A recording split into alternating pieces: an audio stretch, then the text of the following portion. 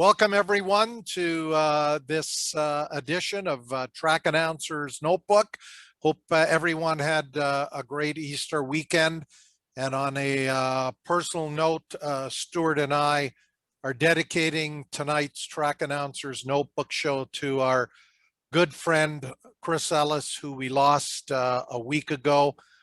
So many great stories and tributes to the man on Facebook and other platforms, and we're gonna miss him. He was a great friend of Canadian motorcycle road racing. Of course, did his own road racing career. So much a part of the industry for decades, and we're gonna miss him. And we dedicate tonight's show to a unique and special person, Chris Ellis. So we've got a great show lined up for you with three of our top Canadian Superbike racers. Michael Leon, Ben Young, and Trevor Daley has joined us. But as always, first up, we've got Nodell's notes. Stuart, what's on the agenda for tonight?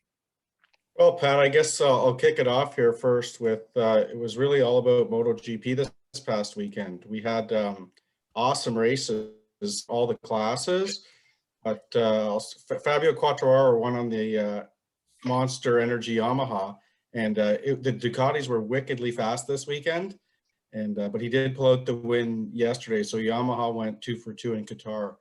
And Jorge Martin, the first-year 23-year-old Pramac Ducati rider, he got the pole, which was really exciting. He finished third in the race, so it was just an awesome event.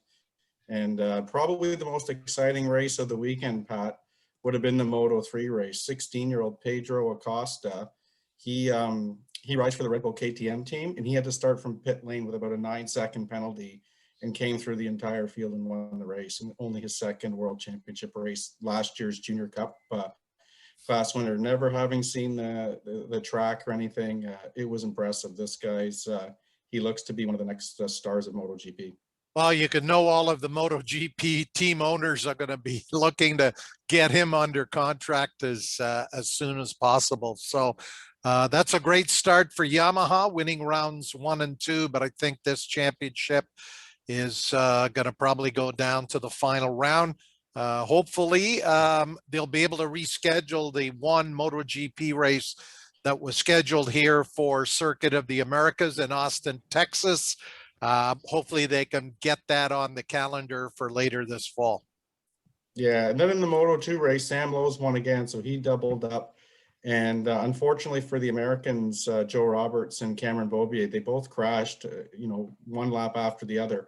But Cameron Beaubier did qualify. He made it to the Q2 session and qualified 14th. So hopefully in 2 weeks when they're back in at Portimao in the Algarves, obviously we enjoyed watching that track last season at the end of the season. So in the MotoGP class, Pat, I think it was the top 14 guys finished within 6 seconds. It looked like a Moto3 race. Well, yeah, it's going to be highly competitive for sure. And that's really it that I have in news for racing this past weekend. Supercross is coming up next week. And again, MotoGP in a couple of weeks from now. So figured we'd have more time for you to spend chatting with our guest this evening. Well, great to have Ben Young, Trevor Daley, and Michael Leon with us tonight to talk about CSBK and the upcoming season. Maybe just a little bit of a recap on what they've been doing over the winter to prepare for the season. And there's Trevor. The Easter Bunny has arrived. I brought him to the party today. Okay, all right. So the Easter Bunny is one of our special guests tonight on Track Announcer's Notebook. Yeah, I'm not sure. By the end of the show, I might eat his head off, but looks pretty good.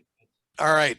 Okay. On that note, we're going to start with the rider who should have been carrying the #1 plate in 2020, a heavily COVID-impacted racing season. And Ben, how tough was it, that decision last year to not run and carry that #1 plate?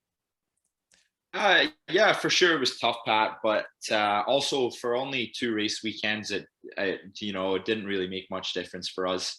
Obviously, I adore the number one play. It would have been amazing to run it, but for us, it was the bigger picture kind of thing. And just with the sponsorship and, our whole package, it just didn't make sense for us to go racing. So, obviously I'm glad that the guys managed to get their track time and get out and go race at Calabogie and Mosport, and obviously jealous of that. But again, just the bigger picture side of things, it didn't make sense for us. And I had a pretty good year considering myself on a personal side. So I'm happy with that, and I'm ready to roll out fresh this season. And 1 or 86 on the front of the bike doesn't matter to me. We won it before with the 86, so there's no reason we're not going to do it again. So you did get on the track. I know you went out to Area 27 in British Columbia and got some laps in there. I want to get your take on that racetrack to see whether or not you believe it's suited for a CSBK National, when hopefully we can resume what it was for many years, a Western swing, incorporating a couple of races out west. What was that track day like at Area 27? Yeah, it was great fun. We managed to get out in August. I was committed to going out, and I said to a buddy of mine, this is what I'm doing. I'm going out for these dates. You're welcome to come. So I took my parents' RV and the trailer out, and I went out there and rode for 2 days. So it was great. Willie managed to come out. He was in Calgary, so he managed to come out for the 2 days of riding. And it's a great track there, great facility, membership-based circuit. So no public can go. There is public track days, but each person, you're only allowed three track days per season. Although I think there's about 10 days roughly, but you're only allowed to do those 3, which is nice and fair, so everybody can get their chance at it instead of somebody booking it all up. And so it's good, great circuit. It'd be amazing to go racing there, but we'll see what can happen. I know that management there wasn't necessarily stoked on the idea of us coming racing there. Again, just a membership-based circuit. They want to keep their members happy. But as far as safety goes, there's no issues. I mean, more safe than any tracks we kind of go to on this side of the country, I'd say. And it was good. So had some good time out there, and we didn't do any crazy race simulations, and I was just the same speed as we were there the year before when we were doing race stints on a soft tire and all that. So it's good. The new bike's awesome, and so it really bodes well for us coming into the season. In addition to Area 27, what other tracks did you manage to get on last year, or was it a completely different schedule for you? No, I managed to swing a couple of days at Calabogie.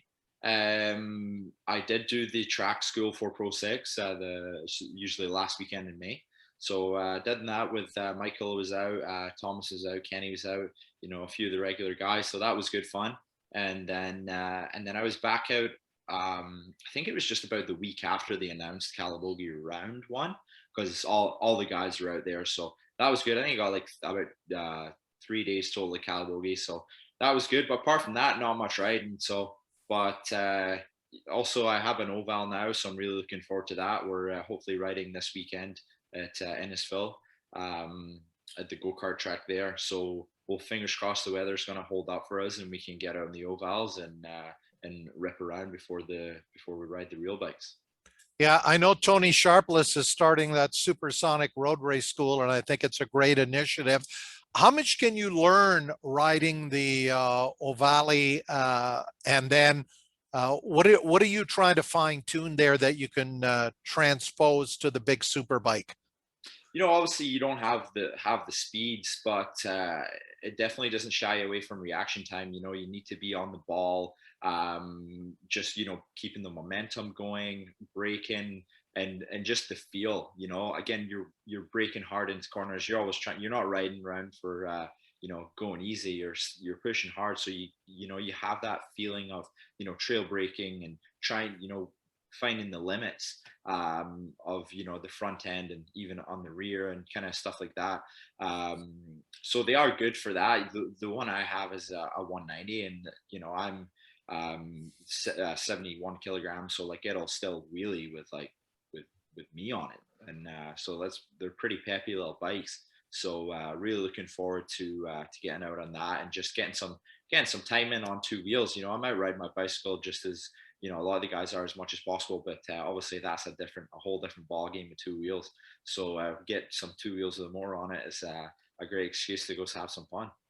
What was the training like last year and over the winter preparing yourself for this season?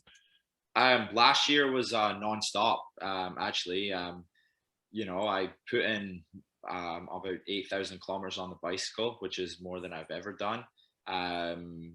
Over 1 million meters on the roar. I was still full blown training again, more than I did the championship winning year. And it didn't stop all winter. I trained all the way through. And this year I actually got an indoor or a stationary setup for the bicycle, which is something I hadn't done before. Usually I'll just roll out once the weather's good, but I've already got 2,000 clicks down on the bicycle this year, just from the indoor, and then now the last couple of weeks being outdoors, and then on the roar all winter as well. So we're fully ready to go. I had food poisoning last week, sent me back a little bit, but apart from that,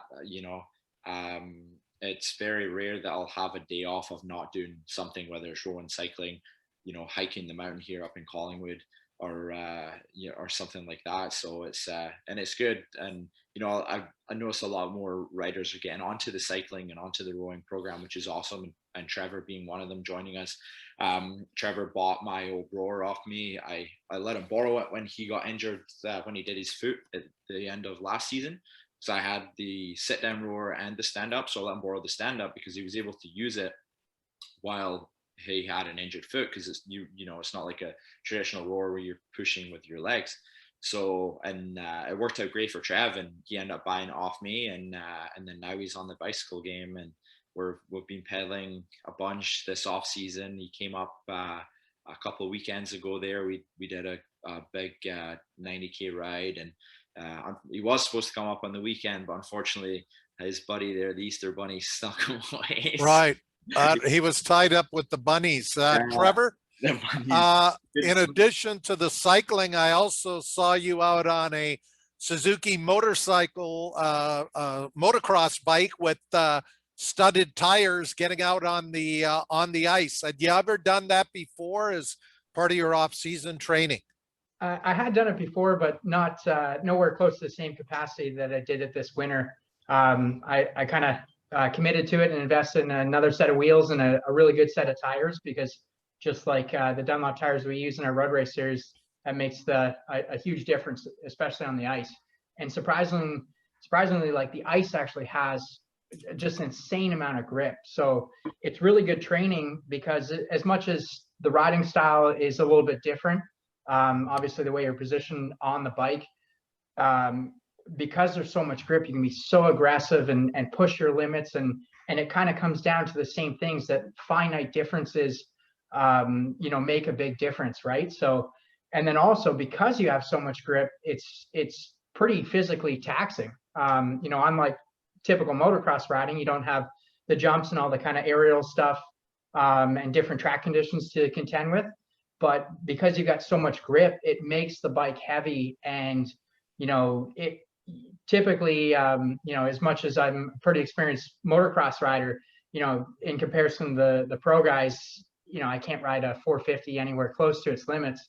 But on the ice, you always want more power. Like it's kind of the same thing as a Superbike. You can really lay it down. So like I said, I'd never really done it to the same capacity this year, but on my RMZ, I actually put more hours on it this winter, going out and riding, than I had, all last spring. And the COVID stuff and the weather last spring being really warm pretty early, same as it has been so far this year. I was out riding, I think I had about 20 hours on the bike, before April started last year, or early into April. So, and again, I put about the same amount of time on it over this winter. So that, on top of, like Ben mentioned, the cycling, and, I've also got an indoor trainer as well. And I've gotten a lot more into the cycling, started taking a lot more serious than I have in past years. Between that and then the rowing program Ben mentioned, that's something that I had rowed, I'd worked with a trainer for the last couple of years in a gym, and doing it yourself, which is something obviously not just us racers, just anybody, is having to contend with now with, gyms and stuff like that being pretty, targeted, being something that for the last year, essentially, for the most part, none of us have been able to use, had to kind of adapt and move, rather than moving backwards. I've really felt that, being able to do a similar program to Ben and learn about it, whether it's the rowing stuff or the cycling, just the knowledge, and, change the way you train also. And I feel I've taken, I feel I've always been strong. My lap times have always been strong later in a race kind of thing, probably more than the beginning. But, I think I've taken even more gains forward. And, Ben's not the only one, with some of the indoor training stuff. It's like an app, so there's other CSBK riders who are on there too. And, Ben, there's been a few of us, on Monday night, Tuesday night, we're all kind of mess each other and link up on that and, do a bit of a cycle race or just kind of train together. And it's, it's been really beneficial, and it's, something to keep your mind off everything else going on, and the mental side of things, that combined with the training, with the physical side is equally as important, I think. Right. So, so it's been, like I said, it's been a really, really fun and really positive winter in terms of the training. And Trevor, who were some of the riders that you were running with on the ice? Any names that we would know? Yeah, well, Jordan's been a guy who's been on the ice for years, right? A lot of flat track guys. The Beatty brothers were out a couple times. Doug and Steve Beatty. I went to a few different places. I actually went out with the group, Sandy and Sheena from Pro 6 Cycle in the group. We're out in the Trenton area, and Frank Wood came and came by and checked it out. Frank Wood, who obviously does the CSBK announcing. A couple other guys, Colin Fraser came out, and then Jeff Williams. It was amazing to see. Jeff came out and ride, and to see the recovery.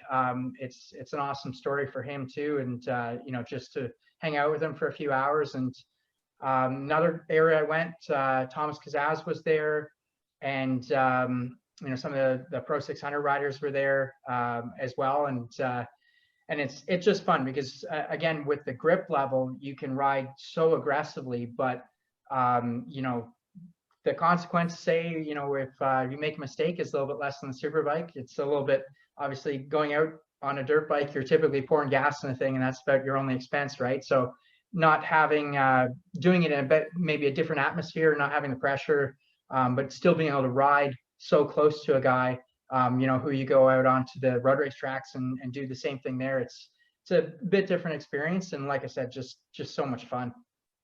Okay, I want to get Michael Leon here, who's been patiently waiting here to get on. But Stuart, I think we've got a couple of questions from those on the webcast tonight. Yeah, thanks, Pat. We do have a couple. It's a question for all of the guys, so they can go around the horn.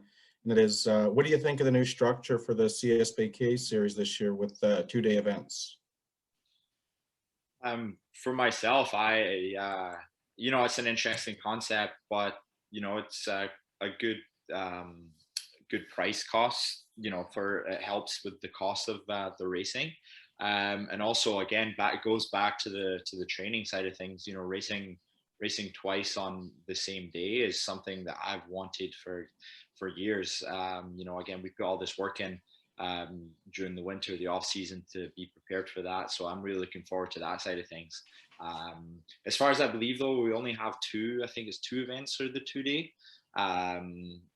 Unless I've been a bit out of the loop, so I'm not 100% sure, but I think it's just a couple of the rounds are. So, but still great nonetheless, and looking forward to really being put down to the test, and and when crunch time comes, and seeing who's delivering the goods. Trevor, what's your take on sort of the new schedule? I think some of the events are 2 days, others are 3 days. Yeah, I'm got the same opinion as Ben. There's a benefit in the financial costs, for sure. It's less track time. And the more laps you turn, whether it's racing or not, or there's a downside in that we get less time on track, because we obviously love to just go out and ride, right? And then from the physical standpoint, it's the Motor America races are are double headers. A lot of them, they do a lot of other series do both races on one day. So it's definitely on the Superbike. Some of the tracks we run, aren't the easiest, right? Especially if we do end up going to Shuby, which hopefully we do. If that one in particular is a double race, that one in past years, depending on the weather, has been you do one race each day, and by the end of the second day, you're pretty out, right? So it's again, it really kind of will separate the men from the boys and make all the hard work, all the meters, all the kilometers we've been putting in, all that hard work, really make it count. So. Michael Leon, what's your take on the schedule? And I see you have the Calabogie Motorsport Park banner, and I see where you're not just going to run CSBK, you're going to run the full Pro 6 GP Championship as well. That's going to be a lot of riding for you, and a lot of it there at that Calabogie track that obviously you know very well. Yeah, regarding the 2-day events, if you think last year we went to Calabogie and we had the double header race in one day, 2 days is fine. It's enough. I don't think it's going to, a little bit of reduced track time is going to affect the results. I think the fast guys are still going to end up at the front.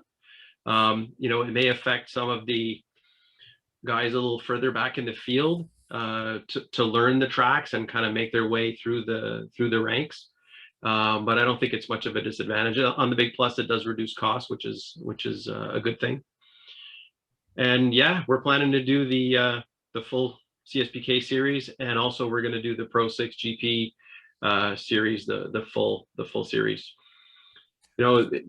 With so much racing happening at Calabogie, it's important for my sponsors. Royal was very keen to get more track time at Calabogie. It's a very important market for them. They do a really high volume of sales through the catalog and online in the Ottawa area, in the Calabogie area. There's a lot of snowmobile riders there. There's a lot of off-road riders, and their closest brick and mortar store is in Whitby. So it's a bit of a hike. So they're pretty happy to have more exposure there. As well, for BMW, they have a good partnership with Pro 6. They're sponsoring the class. I think they're sponsoring the Pro Superbike class at the Pro 6 GP series. And they also do the demo rides at Pro 6. So kind of wanted to get out there on the BMW and try to hopefully win that championship. And Stuart, I think we've got a second question for the guys. Yeah, actually, it's for Michael, and it's just, again, going back to the COVID restrictions that we have here in Ontario. The question is just regarding not being in Quebec, is how the COVID restrictions impacted your training. What are you able to do or not do given the restrictions, if they're the same as they are in Ontario? Well, the gyms here were closed for a very long time, so I wasn't able to hit the gym the way I've done over other off seasons.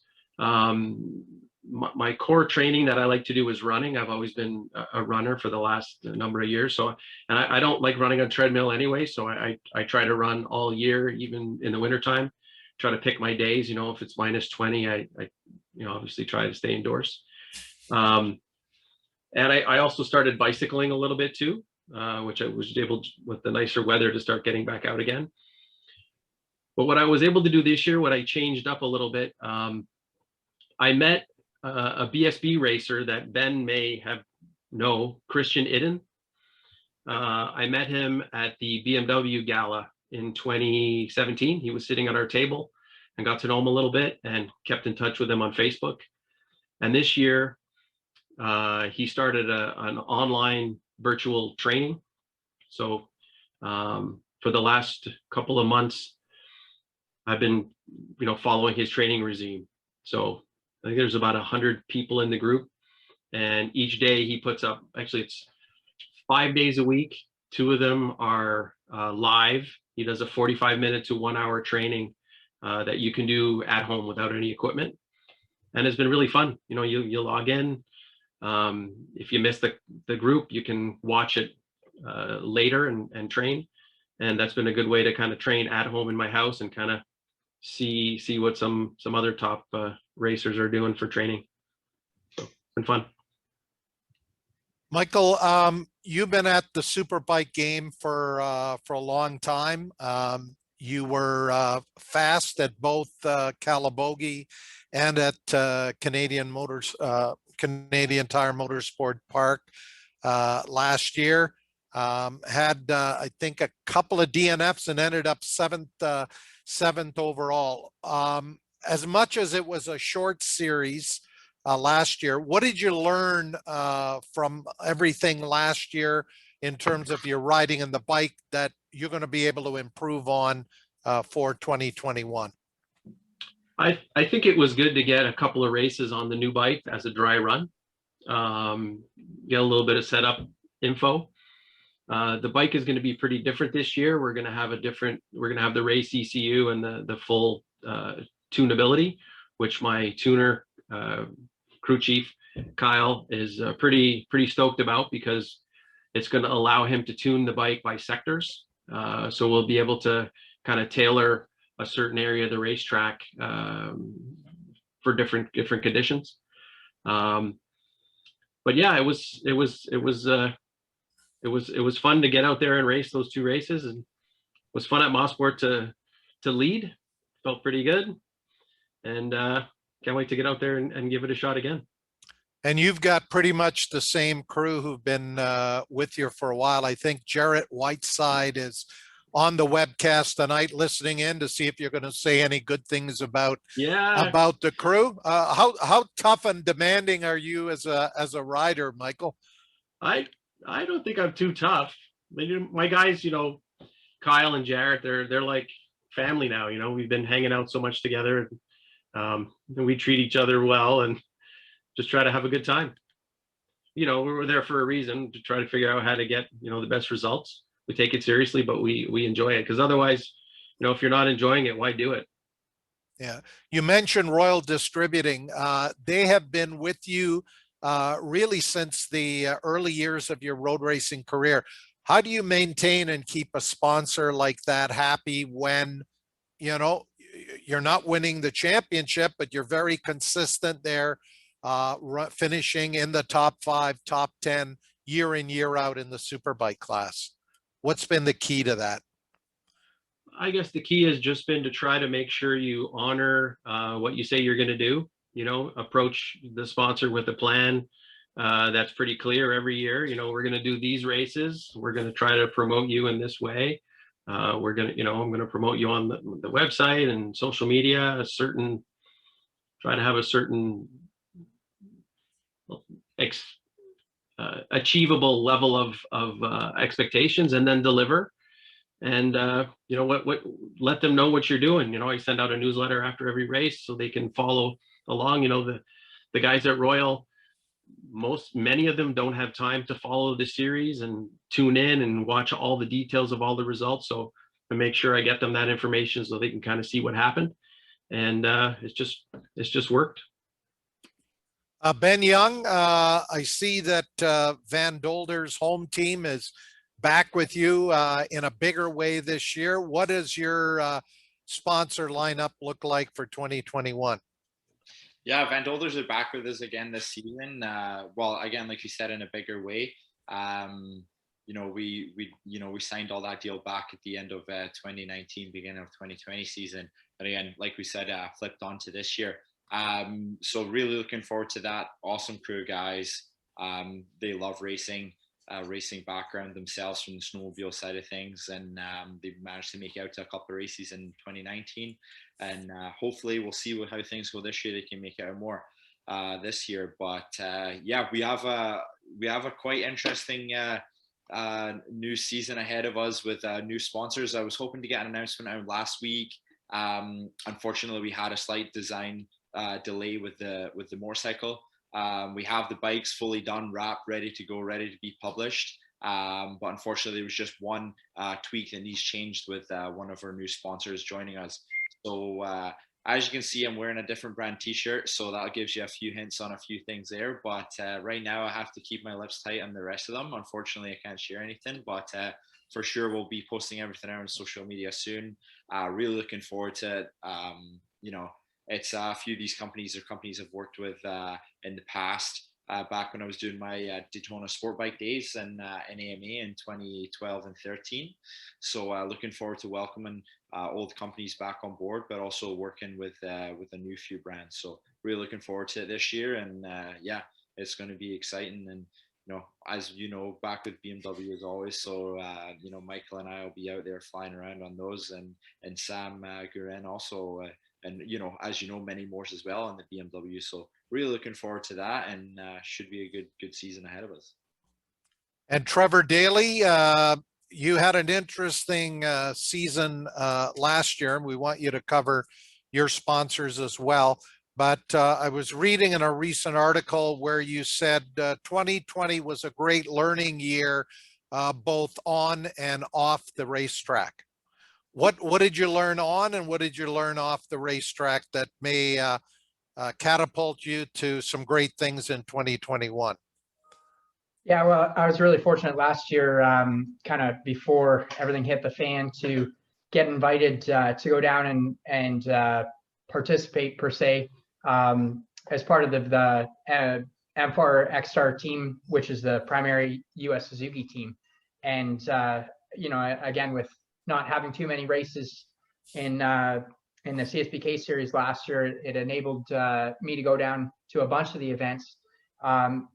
Not as a rider per se, I did participate in one, but to go down and learn from a technical level, the amount of experience that the engineers and the crew have on Team 4 or Team M4 is huge. And then being that the bikes, there's definitely differences between their Superbike rules and the way they build them versus the way we build them for CSBK. Again, with the rules, but the chassis, the motors, like surprisingly, the horsepower numbers are very similar, and stuff like that. So a lot of the development that I was able to kind of witness per se and learn down there, I was able to come back and apply to my program, and that development has continued, even after the Mosport round of last year and throughout this winter. And then also more from a rider standpoint than like I said, the mechanical standpoint, being around riders of that caliber and expertise, Tony Elias in particular, and Bobby Fong, who won 3 races last year in Moto America. Again, Tony doesn't really need an introduction with his amount of experience. Talking about Moto2 earlier, Moto2 world champion.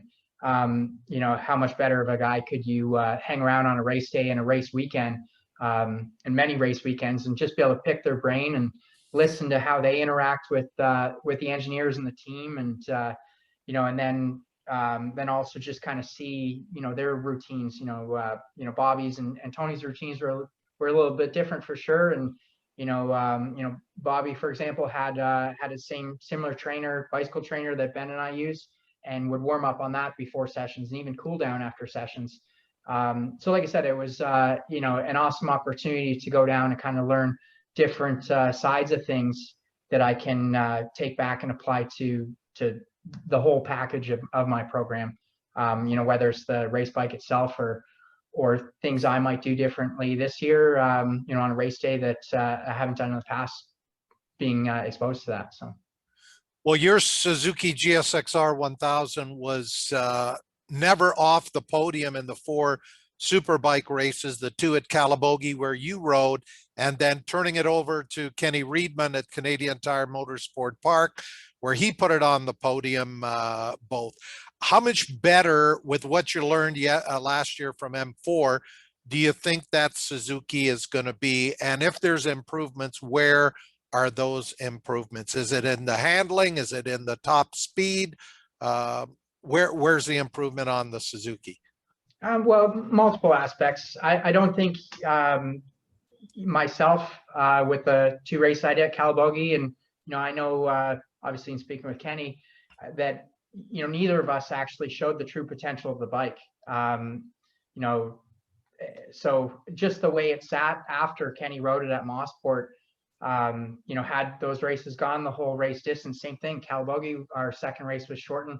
I believe the finishes would have been different for him and myself.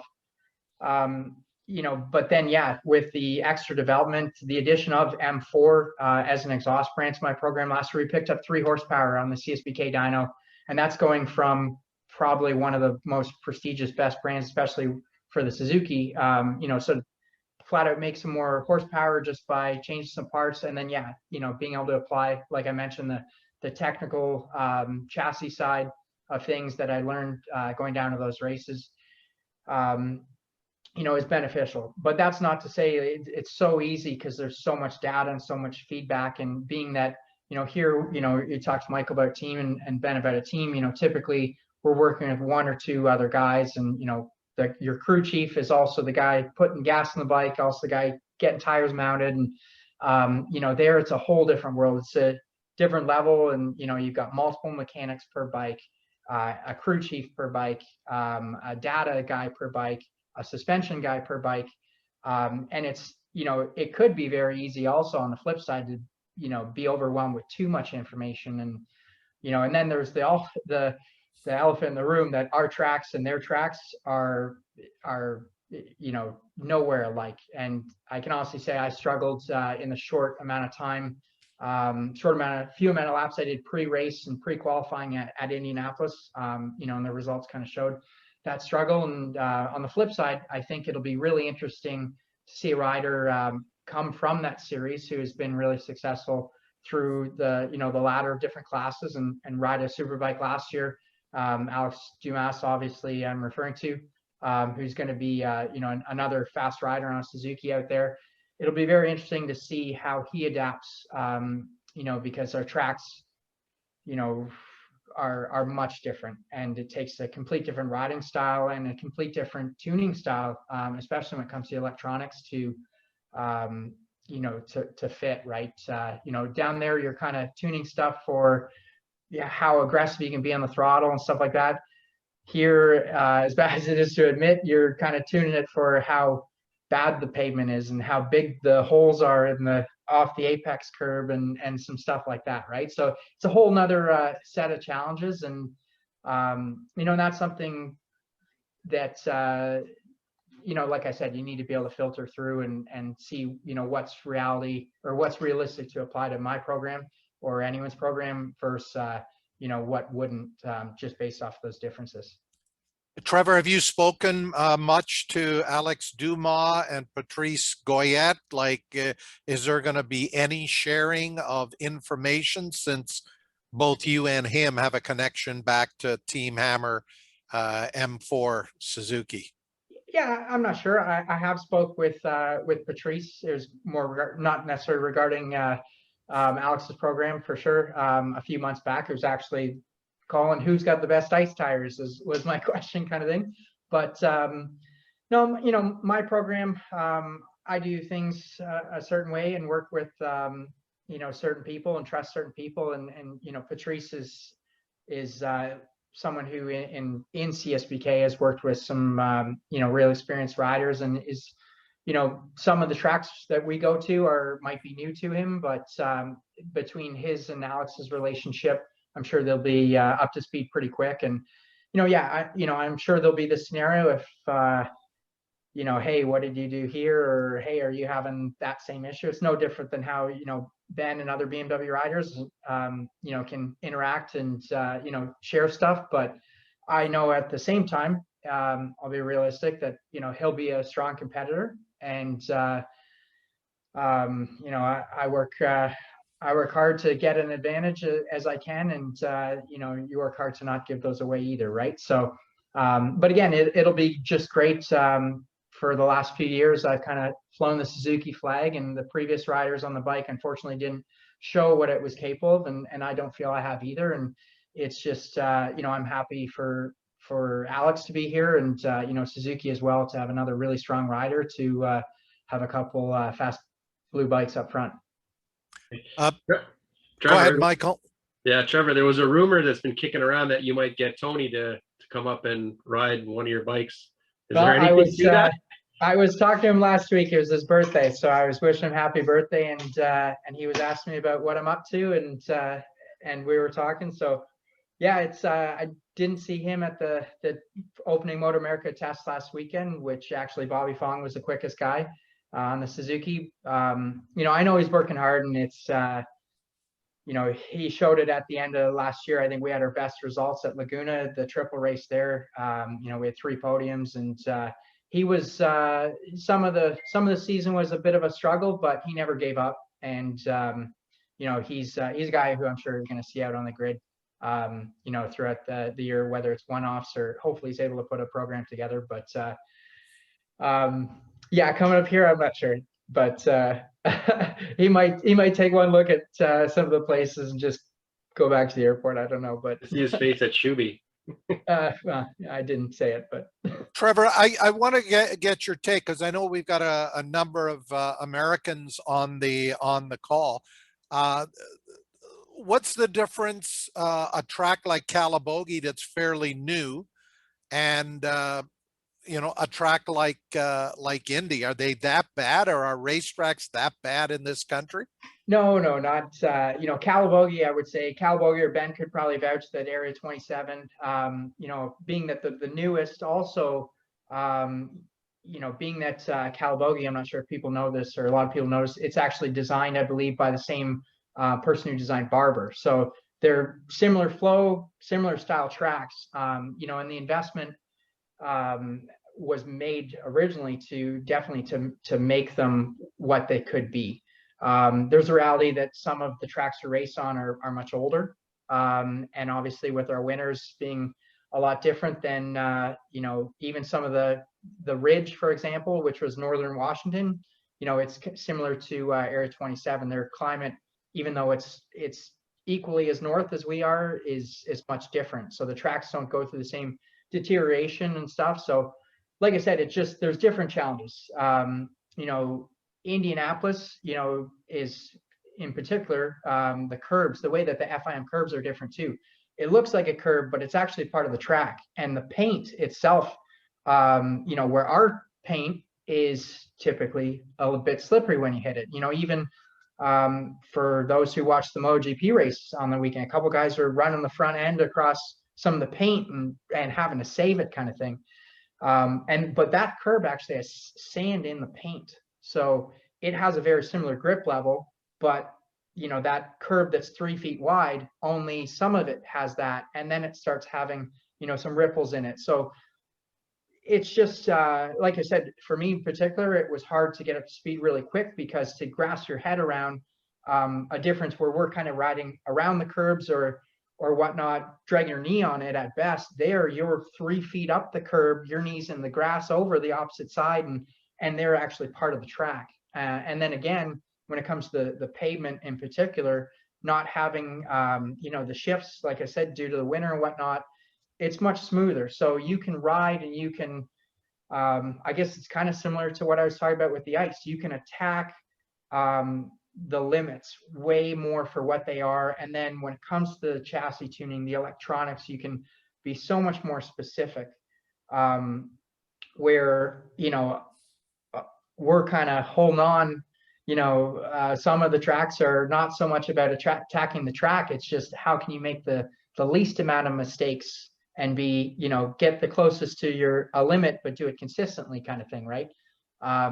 You know, so they're just different challenges. It's not to say ours are bad, but you know, going down there, it was definitely different to what I'm used to riding here my entire life, and it would be no different for a rider from down there, you know, coming and riding what's different to them, right? So Ben Young, you did a lot of racing in the United States when you're running super sport. How do you stack up the 2 sets of racetracks? Yeah, for sure. Trevor pinpointed a lot of good points there. You know, it's tough. You know, again, I was riding the 600, so a lot of momentum needs carried. And when I came to race in Canada for the first year in 2016, that was, you know, also my first year on a superbike. So it was very different. You know, I did the year in BSB on a super stock bike in 2014. I believe that was kind of middle of the road. You know, the best way I've always described it to people is, well, more BSB to the States, is the tracks in America are are race car tracks.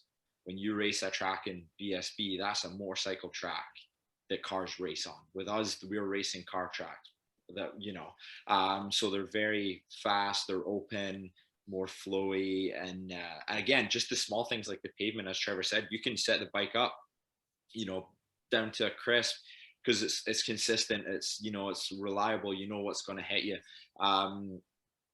Coming out of, say, turn 2 at Shuby, if I run a foot tighter or a foot wider, it's completely different pavement. You can't get you can't get the thing pointed around with the rear end. You can't steer with the rear, as you call it, because it would be like cross rutting on a motocross bike. You hit that bump while the thing is fully loaded and trying to steer, and it kicks back, and then it's too late. You're on your head. So it is tough. But again, like Trevor says, it for sure have its pros and cons. It is a very different style of riding, I found, and it's took me a few years to adapt to that. It's again, Grand Bend, for example, it's very tight and twisty. It's not as bumpy, but it has its bumps, and just being able to maneuver a Superbike around such a tight track like that, as anybody would say that's rode a Superbike there, it's not easy. You're really having to throw yourself around that bike to make it turn and use the body weight as much and the advantage as you can. But it's great that Trevor managed to get down and get some other experience down in the States. I feel like as tough as a time he had, you need to take the goods from the bads and what you learn from that, right? So it's always tough going down there. Every year everybody says, oh, you're going to go down and do a race. And we did Barber in 2018 and had a pretty solid result in the top 10, but like Barber, they test there every year in the winter, so we roll into that race against the best guys in North America that were just there like 2 months before, and also they've raced there for the last 10-15 years. And you're rolling into first practice trying to figure out a base setup, and they're rolling off of last year's setup, or just a few clicks softer to get up to speed. And you're always on the back foot there, and that's the hard part about it. And again, your machinery is never quite up to par on what you're going against, so that makes it tough too. But credit to any guy that wants to go down or that goes down and races, because it's you look at a timesheet and be like, oh, that guy's there, that guy's there, but looking at times is not comparable. It is a completely different ball game. And I'm looking forward to hearing Alex's inputs on the tracks here. I feel like he's picked a good year to, if you could pick a good year to come race in Canada, it'd be a good year because of the way that our schedule is. We can only hope we're making it out east. I love getting out to Shuby, as much as everybody talks about the track and how rough it is, but I'm pretty sure deep down everybody has fun there. I know I do. And it's definitely a good time out there, great people, and we hope we can make it out there and open our calendar up a bit more as well. So fingers crossed for that, and looking forward to like I said, hearing what Alex has to say and the comparisons, and especially with for him it's very comparable going from the same machinery, like I said myself, from a 600 to the Superbike here. So for him, pretty well the same bike. So that's definitely a good thing to see and hear about. Michael Leon, you've done some racing in the US. How do you compare the tracks that Moto America runs on to what we have currently here in Canada? I rode at Atlanta and I rode at VIR, and they're both beautiful tracks. I guess the most closest thing we would have would be Mossport, but the pavement isn't as consistent or as good at Mossport as it is at those tracks. And the most difficult thing about going down to race there, if you've never been there, is you start the weekend with Q1. Like, you start by qualifying, and those two events are early in the season. So you look at track days to try to book a track day to go learn the place, and there's no dates available. So I went in cold, and you're trying to race against the best teams, best prepared riders in North America without any practice on a track you don't know, and you start with qualifying. So it's a big ask. But it's a lot of fun. It was they're beautiful tracks. I'd like to go back one day, having had a little more experience and maybe be a little more prepared. But yeah. Stuart and Odell, I think we've got another question or two for the guys. Yeah, there's one question here for Ben, and it's just about what are his thoughts on the #1 plate for 2021? Well, I guess we spoke about it. I knew, I mean, I was fully understanding that I wasn't obviously running it. That was up to me to give up when I didn't race in 2020. As far as the 2021 being ran, I guess some things are better left unsaid. Well, I think there's certainly two sides to that argument. But Jordan Zoke will run the #1 plate in 2021 in what I call the fight for 15, and I think it's going to be a fight.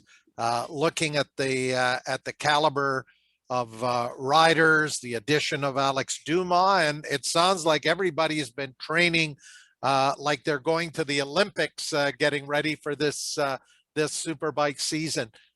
We talked about the American tracks. I know Alex Dumas is planning to do the September rounds of Moto America at, I think, New Jersey and at Barber Motorsport Park. Any plans for any of you to try to catch the last couple of Moto America races? Yeah, I would love to be able to, but just with obviously with the pandemic the way it is still, and with we're all the same here, our full-time jobs, it makes it tough to lose the 2 weeks on the other end of it, and it depends where the race is, losing the two, if there is any quarantine on the way in also, and it would be great, but again, back to that fact that it's very hard to show up to a track that everybody's on their A game and first practice or Q1, as Michael said, and that's tough, but yeah, you never say never, I suppose. Trevor, you managed to get one Moto America round in at Indy last year. Any plans for 2021 to do the same? Most likely not. I might go down in the same capacity. I went to a lot of events last year and be able to kind of be there with the M4 team, but most likely not as a rider. It's difficult any year. It was that much more difficult last year. The expense to crate and ship the bike and all the equipment was enormous in itself, and the logistics behind that, being that I was going, you can't drive across the border, obviously, right? So like I said, there's a whole nother aspect, a whole nother timeline, a whole nother expense. And then, yeah, you factor in the new quarantine restrictions and the financial cost of that over and above the quarantine time and stuff like that. Again, we all have to work too, right? And then also, like, there was a bit of a personal cost. There's obviously a personal gain, but having your training routine, having your daily routine, just because you're at the track for 8 hours doesn't mean you're not away from home and what you normally do for 24 hours. And then factor in that for weeks on end, and then the difficulties of coming back and having to deal with a quarantine, it makes it that much more difficult. So most likely not. And Michael Leon? Yeah, no, I mean, it was before the pandemic, it was difficult and costly enough to go down there and do a round. And now with the further complications, I don't see it happening for me this season. Could probably do 2 or 3 race weekends up here in Canada for the cost of doing that one event in Moto America. So probably not this year. But I do follow the results down there very keenly, as I'm sure Ben and Trevor do, and I was pretty excited to see. I'll give a shout out to John Cornwell and Darren Marshall on the Attack Yamaha team, their rider going P2. It's pretty cool to have 2 Canadian, crew members down there doing great with their rider. And I think idea for future guests on your show would be cool to have those 2 Canadians on. Thanks for that, Michael. Yeah, Stuart and I have talked about that. We are going to get Darren and Corn Dog on here to talk about their involvement with the Yamaha team prior to the opening round of that championship, which is coming up soon. We've got a few more minutes. Let's go around the podium, as if you will. And Michael, we'll start with you. Looking ahead to the 10 rounds, and hopefully all 10 Superbike races can take place. What are your goals going into the championship? Are you thinking some way, somehow, if this thing is competitive and no one guy wins a bunch of races, I can win a championship or finish in the top 3, top 5? What are your goals? My goals this year are to finish every race, because I've had some difficulties with that in the past, some lack of consistency. To win a race, and I'd like to finish at least top 3 in the championship. Okay, so that leaves room here for both Trevor and Ben.